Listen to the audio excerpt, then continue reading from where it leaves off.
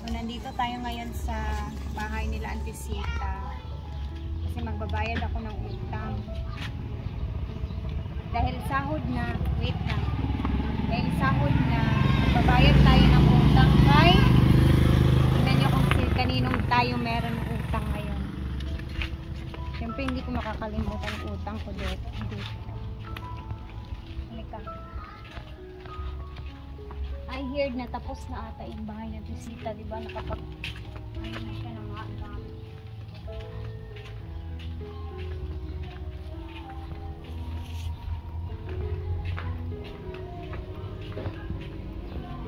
Good morning, sunshine. Grabe, ang ganda na talaga yung area ni gabi. Ay, ba malinis ako ng swimming pool.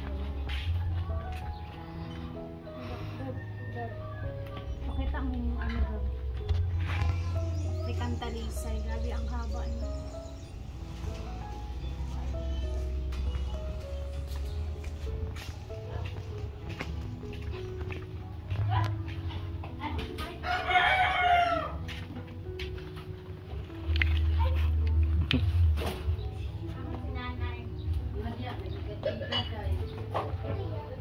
Maayong udto. Maayo, sulod mi ha.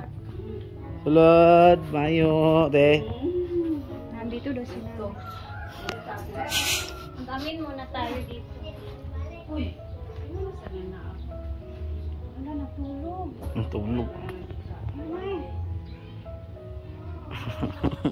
Sinin na natin kasi mamaya hindi na ako makakapunta dito. Nay!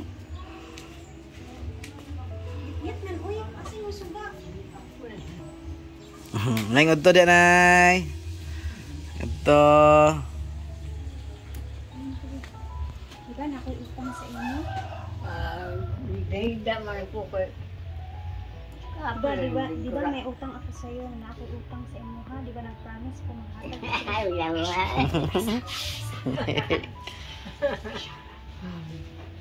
Oh, ako Ano promise. ba nagali? Ako promise na sa inyo ayos ako. Ito na yung birthday na wala na. O diba, utang ko yun sa kanya. So, sweldo naman. Muna akong yatag sa mga utang. Na! Love you na. Salamat. Ito na ko ha. Alat ko yung sambalong mo. Tutok na.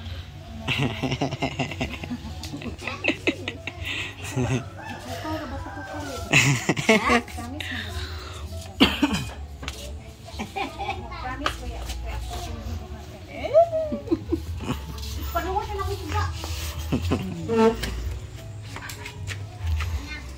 Oh, mato na ko sa tikas ha. Ay, isa. Ang mata o isa. Nakurat. Ano na kong katulgon eh. Wala ba nagagigilay na ito mo pa po higda. Ito na ko ha. Salamat. Bye. Amping always. Love you, mama. Oh, tanaw sa ko din sa tikas. Diyan mo ito mo bibi. Guwapa ka, Nay. Nay. Nakuha. Bye-bye.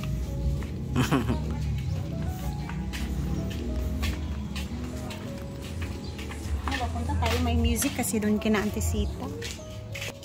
So, mamaya lang tayo magkikidisturbo doon sa kabila. Kasi parang malakas yung music nila doon.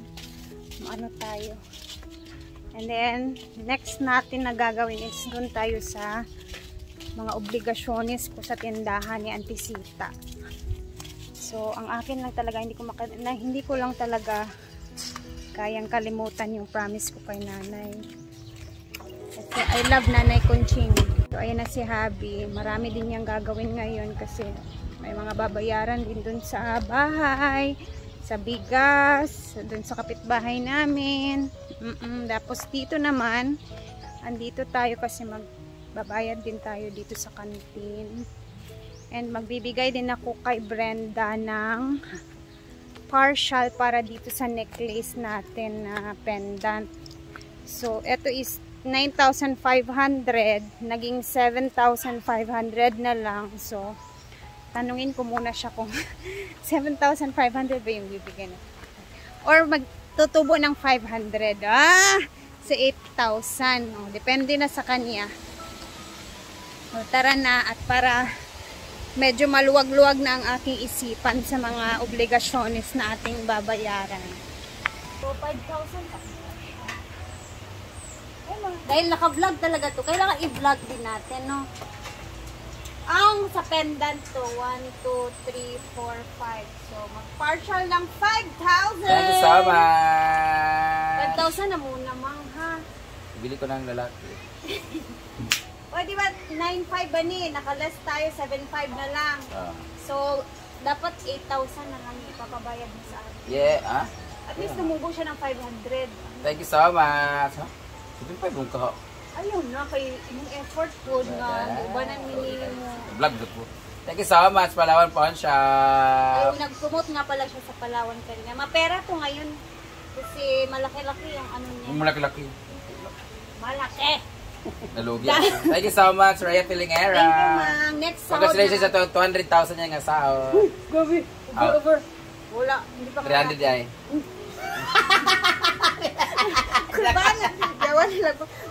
Makulbaan man Santa Kalit sa inyo. Huwag po kayo maniwala dyan kay madam. Thank you so much. Basta ngayon is magpapabubong tayo. Hopefully, natin matapos yung bubong. Pero kulang-kulang pa naman siya. Pero at least, di ba? Magpapabubong na siya guys, pero wala po siyang haligi. Payong. Haligi naman gututanan. Payong. Nag-haligi. Payong sa gitna lang sa bubong. Yung iba nga, walang haligi. Diretso na sa haligi una. Kaya nga, payong isa. Ay ka nang, kuan ba? Filing sa ano. Nasa gitna lang haligi, tapos bubong. Payong daw. Dito, ang uban kay maghalublock lang sila una. Wala pa'y haligi. Huwag naman itong imo ka na may ana daan na. Ako na naman, puro mata. Ang imo kay Papa na ito. Rooftop imo. Dili, oy. Diretso na, magpatop. Dili na magsakan. Saan ka? Ay, di na ka mag second floor. Dili na Ay, nadigay daw kay gastos Uy, dyan. kayo. Gusto niya mag second floor, pero wala na first floor. Saan ka mag-ambak sa padulong ko? Tsaka OA talaga siya. Pag on second floor pa tayo. Tsaka konti na naman yung family ko, diba? So, thank you, ma'am. I love you. Salamat sa laging pagpapautang. Thank you. Ano, makapautang kami next time. Salamat, Palawan Pawn Shop. Baka naman. Thank you, Palawan. Baka naman discount pa mo. Sa sige na ito, padulong sa Palawan. Gikuha niyo ko commercial model. Dako man daw ang bayad. 500,000. Gago, 400 bro.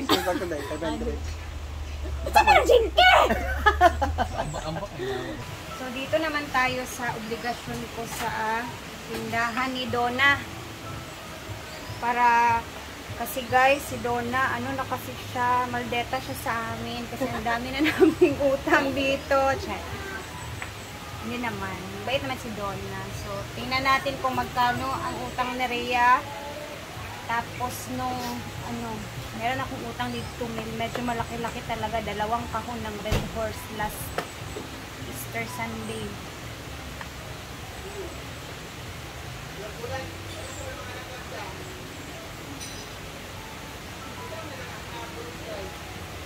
Nakabahan ako.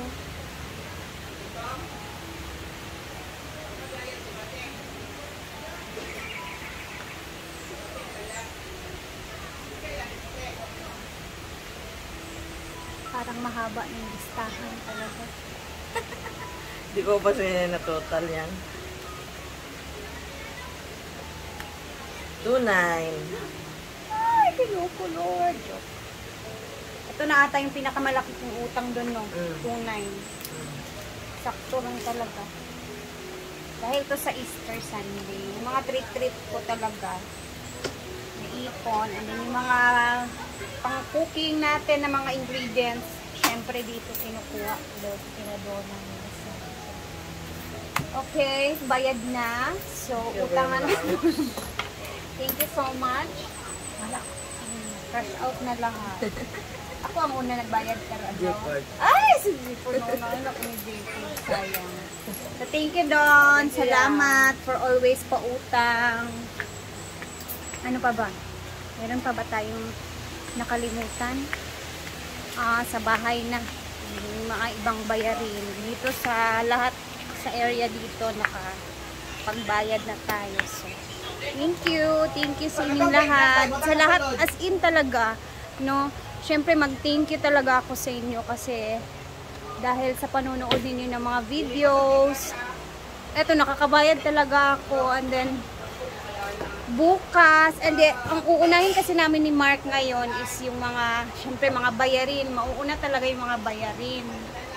And then, doon na tayo next sa bahay, kumbaga sa mga tubular na bibilhin natin. Gusto ko lang unahin talaga yung mga obligasyon kasi nakakahiya naman kasi mauuna na natin yung iba ay yung kailangan yung priority muna yung mga utang-utang para makapag-utang tayo ulit. Ganun talaga yun. Takot talaga kasi ako sa utang, sa totoo lang mga madam and sir. And then yun, sobrang thank you sa inyong lahat. Ito medyo magaan ang feeling kasi ayan na, nakapagbayad na. And then salamat. And then, abangan natin ang update talaga sa bahay doon. Pag nakabili na ng mga materyales, kailangan matapos muna itong mga bayad-bayad sa mga utang ba. Yun lang. And then, thank you sa inyong lahat sa laging pagsuporta. At least, gusto ko lang talaga ipakita sa inyo yung mga napupuntuhan ng mga sahod na sinasahod ko every month. And then, para alam niyo din, diba? Kahit pa paano. So, thank you sa lahat talaga. Salamat sa inyo. And then, sobrang thankful po at saka grateful po ako sa mga nangyayari lagi sa aking buhay. Syempre, sa aming nag-iisang Brenda, salamat kayo mang tanan-tanan as in. God bless you more.